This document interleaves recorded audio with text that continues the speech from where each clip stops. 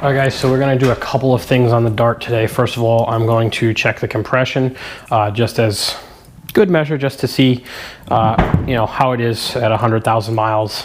May throw a new set of plugs in it eventually, or while I have them out. And then we're also going to work on changing the motor mount on the right hand side of the car here.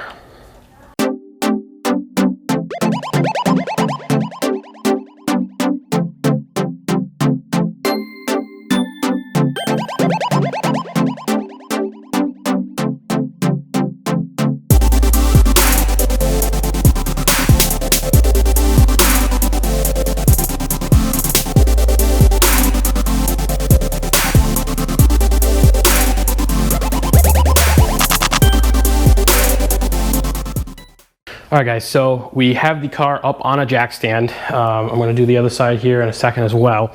Basically, so the front end is completely off the ground because the car is too low for me to get the jack underneath it to support the engine, or even the engine hoist, depending upon how I end up doing it. I think I'm just going to brace it with the jack underneath and change the mount itself, and then let it down. So that's kind of what we're going to do here now. I'm going to do a jack stand under the other side, and then we're going to start tearing down this corner here so that we can change the motor mount. You can see the car is sitting on a jack stand underneath, and we're going to do the same thing on the other side. I'm going to put a jack stand over here so that the whole front end is sitting up so that we can work on it.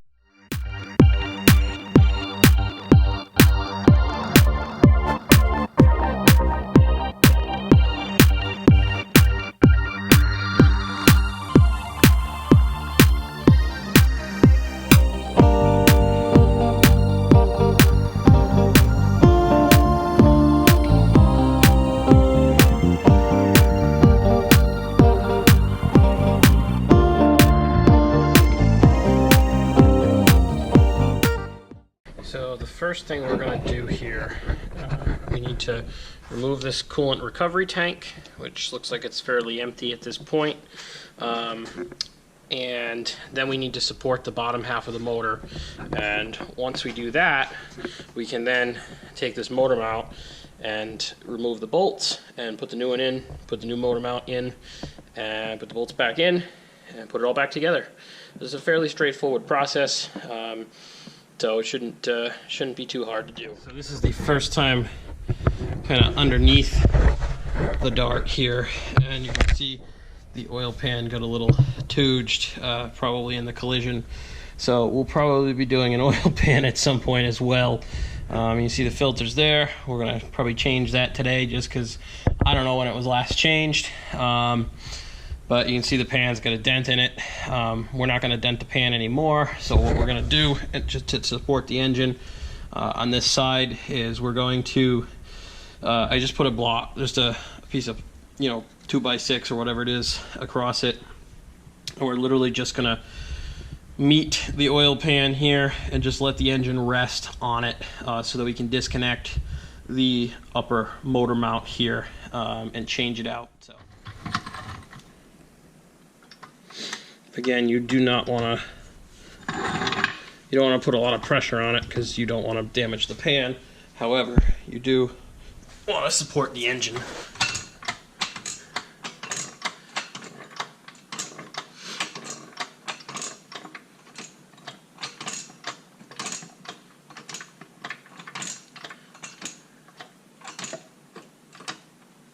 All right, so we've just taken just enough slack off of it.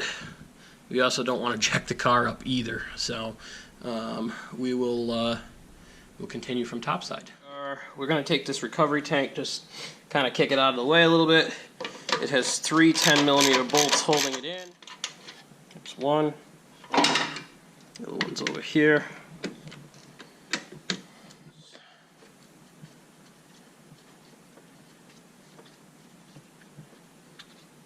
I'll leave a third one. No, maybe not. Maybe it's just 2. I lied. So we can pop this up. Just kind of kitty corner this guy out of the way here. Now you can see the motor mount. We've got to get the trim tools and pop this wiring harness out. There's about 6 bolts on this motor mount. One here, there, and these 3 across here. Trim tool here. Pop this fitting out. Just slide it up underneath. That. Work it loose. Then this recovery tank we're out of the way. I can get it a little easier, but let's see if we can get this guy in here. No,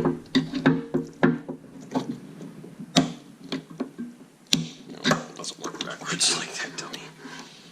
Let's see if we can get it in this side.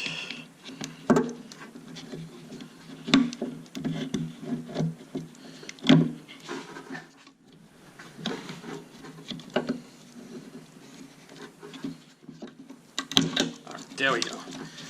Now we've got that pretty much out of the way there. I'm going to pop this guy on the back out of here as well, just to give us a little bit more room to work here.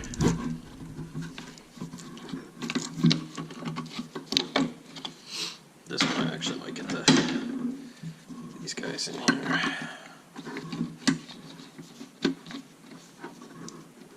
There we go. Alright, so now the harness itself is out of the way. So these bolts actually are 13 millimeters. We're going to take the Milwaukee gun here. There we go.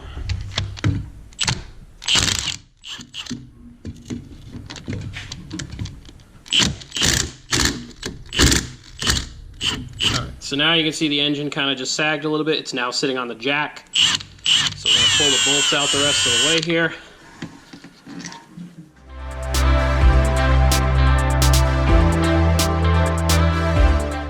Bolts supporting connecting the motor mount to the engine are out. Alright, so now that we've got the bolts that hold the motor mount to the engine out, the engine you can see is just sitting freely on the jack. We're going to pull the rest of the motor mount off here. There's 3 more bolts that hold it on.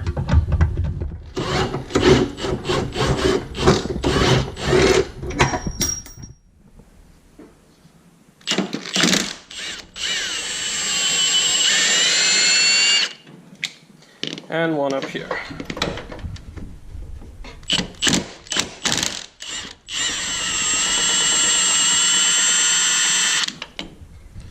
Alrighty.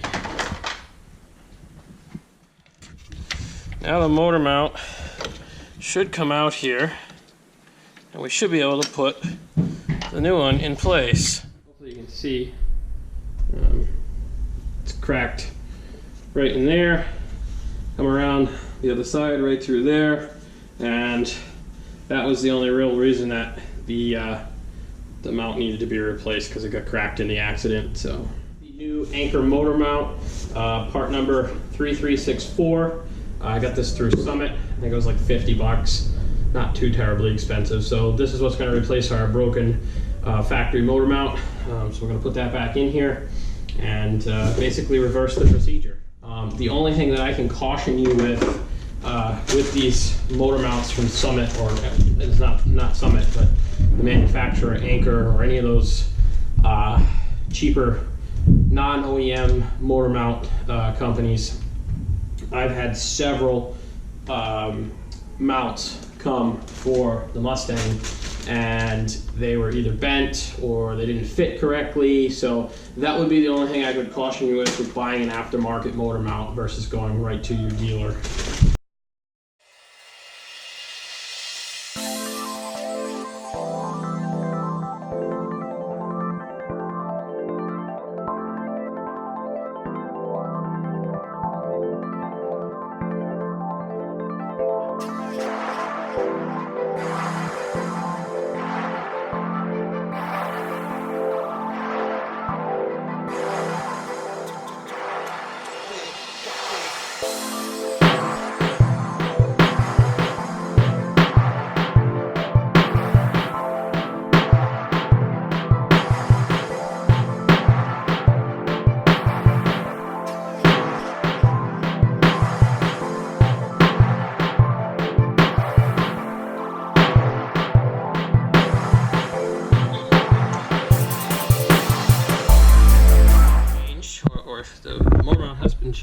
dart.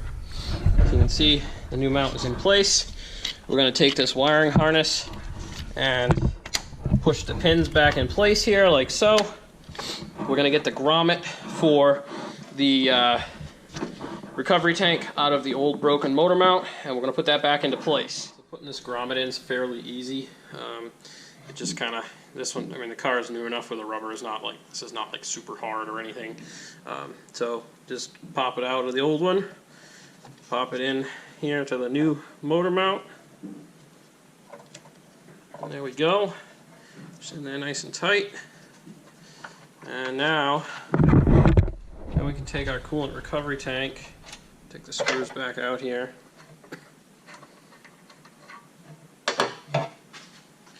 I'm just going to kind of put that back into position here. So the last thing we can do for the motor mount swap is to let the jack down off the engine here. And there we go.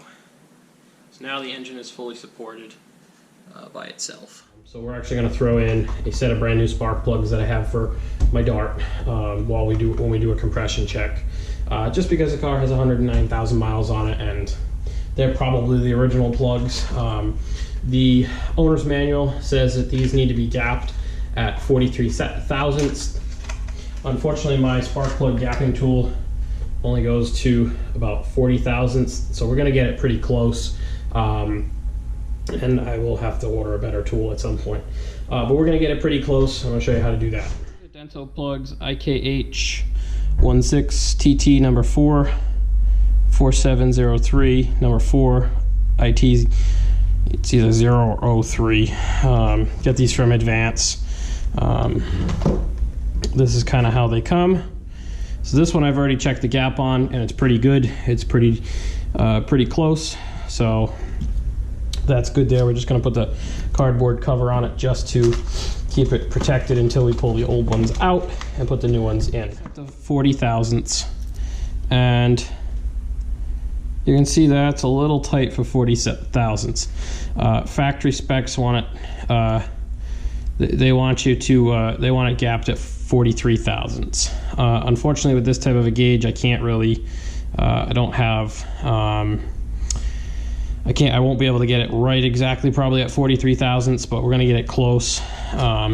So we have to expand this gap a little bit in order to even get to 40 thousandths. So we're just going to take the tool and we're just going to bend it a little bit here. Hold on, get it on there correctly.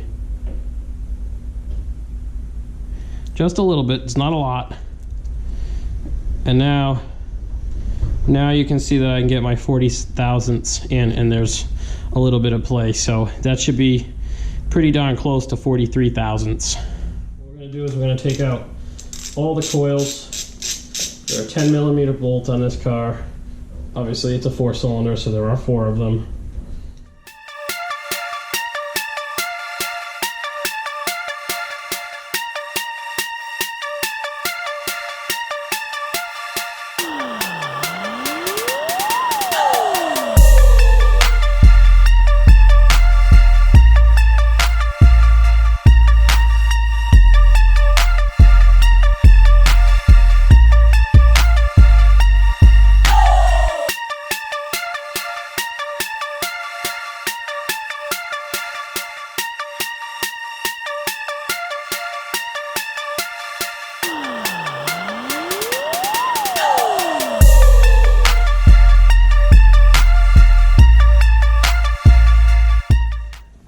We have all the coil packs out and disconnected.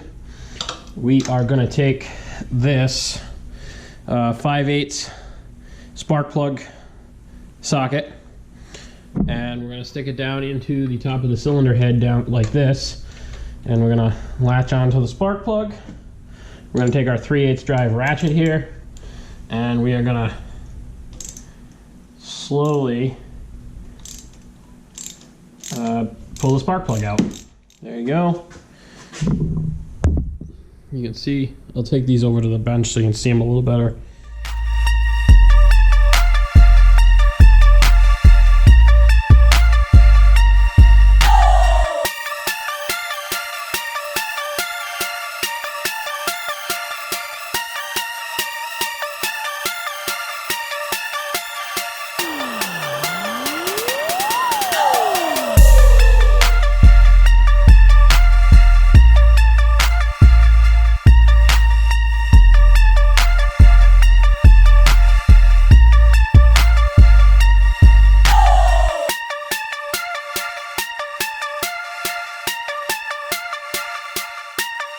Now that we have all 4 of our coil packs out, all 4 of our spark plugs out, we're going to take our compression test tool here.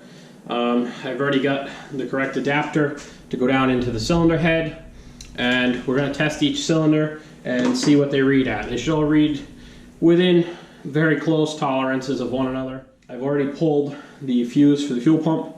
That's fuse F21 under the hood here in this fuel lock, or this fuse box. So we've got to hook the battery back up. I'm probably going to have to put my jump pack on it just because I don't know how well the battery is going to last. I think it's pretty dead, so we'll have to, we'll see how long it lasts. We're going to basically do 3 cranks in each cylinder, and we're going to take readings after every 3 cranks. Removing the plugs and the coil packs, we're going to work from the right-hand side of the car to the left-hand side of the car. Obviously that's backwards if you're looking at it this way, but this is the passenger side to the driver's side. So we've got our adapter in. We're going to thread it down the hole down here, twist it in place. You don't want to tighten it too much. I've actually had these stupid adapters get stuck down there before.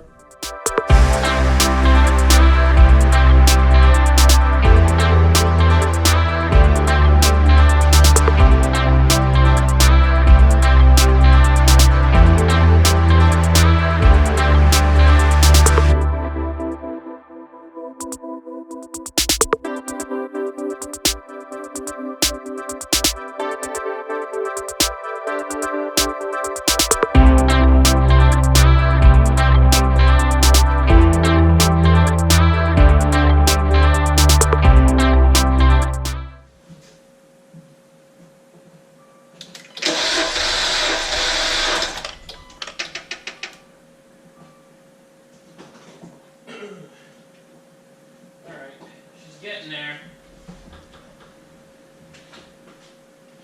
We'll just have to let her charge up a bit. All right, next one. That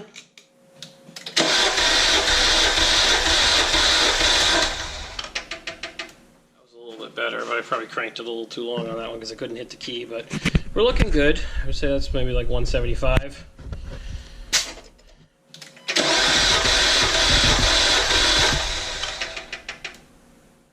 About 175, give or take.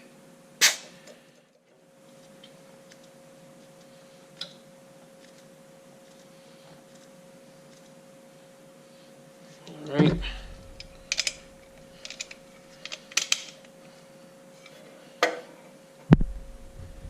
Last cylinder. Let's see if this pull battery's got one last one in her. Waiting for that battery to charge up one last time here. We're going to work on getting the first 3 cylinders we tested, get their spark plugs back installed. So we'll put that in there like so. And they don't have to be super tight, just snug. I mean, you don't want to strip stuff.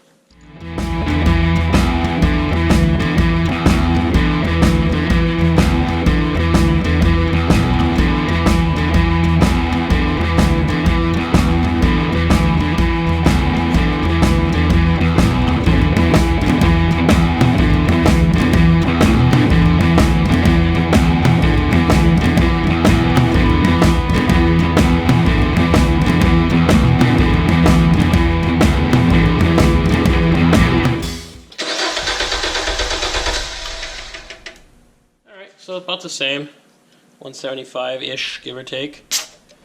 So, good. That's good to see. That's good that the compression in this motor is pretty good. I mean, she ran really good, so I don't really see too much of an issue there. Now we're going to put the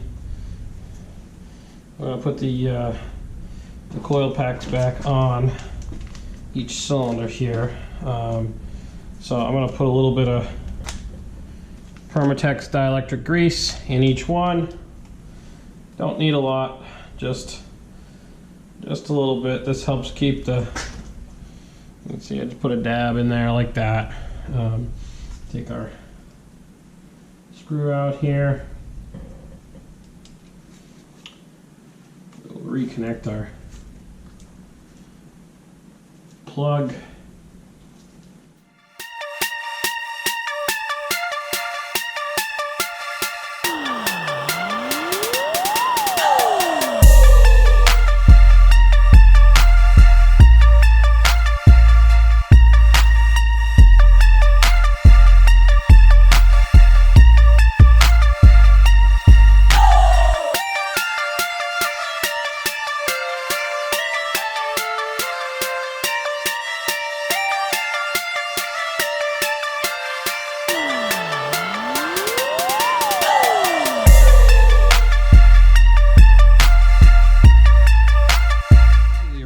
plugs out of the dart. You can see, I mean, they're not too bad. They got 109K on them, and you can see they are gapped way more than, sorry, it's kind of hard to see with this gap gauge. Not only are they gapped more, but the little electrode at the bottom here, you can see it's worn off. So they're all pretty much like that. Look at one.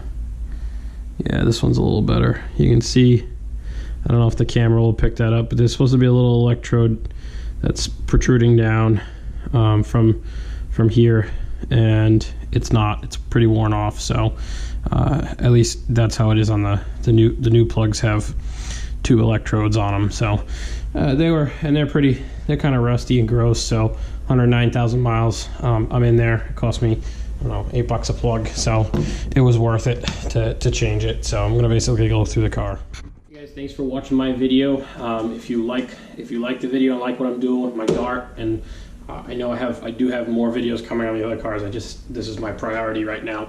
If you like what I'm doing here with the channel, please make sure you like and subscribe below. Also, I'll put a link to my Instagram because I have a lot more pictures and stuff on there of the projects that I work on. You can hit me up on Instagram, ahubbard117, and again, I'll put a link in the description below. Thanks for watching, guys, and remember to click like and subscribe below.